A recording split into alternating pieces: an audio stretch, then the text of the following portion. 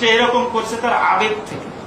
এরকম আসলে কি সে জীবনটা দিতে চাচ্ছে? সে আবেগ থেকে। স্টুডেন্ট বল, আমরা গুলি করতে পারি না ওই লোকটা, কোনোভাবেই পারি। 5 তারিখের আগে পুলিশই তাদের মাথায় নাই। আবু সাইদকে যে গুলি করছে 2 জন পুলিশ না, 5 জন পুলিশ না, 20 জন পুলিশ, একজন পুলিশের গুলির কারণে 5 তারিখ ঘটেছে। অনেকটা সত্য বলা যায় না। পুলিশের এই গুলি করার সাথে আমরা কোন পুলিশ একমত না, কোন পুলিশ একমত না। কারণ আমাদের আইনেই বলা আছে তাকে ওই মুহূর্তে গুলি করা যাবে না। কারণ সে তো পুলিশকে আঘাত করতেছে না, তার হাতে কোনো আগ্নেয়াস্ত্র নাই, তার হাতে একটা গাছের ডাল ছিল। সে এরকম করছে তার আবেগ থেকে।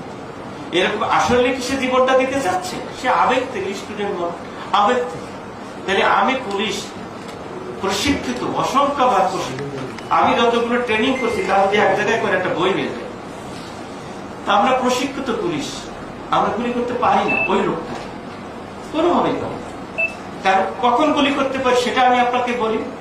যদি আমার জীবন চলে যাচ্ছে, অথবা আমার সরকারি সম্পদ ছিনাই নিচ্ছে, অথবা তার এমন কোন আঘাতে আমি গুরুতর জখম হতে পারি, তখন আমি অস্ত্র ইউজ করতে পারি। সেটা এই 3টে কোন ঘটনা ঘটছে? আবু সাইদ কি ঘটাচ্ছে? তাহলে ধরে রাখেন ওই যে পুলিশ সদস্য হয়েছিল, এটার নাম জানি ইউসুফ না ইউনুজ্জালি না, ইউসুফ না ইউসুফ, ওই ইউসুফ আলী পুলিশের কনস্টেবল অথবা যেই ব্যক্তি হোক, তার ওই কাজটা কোন পেশাদারিত্বের ভিতরে পড়ে নাই।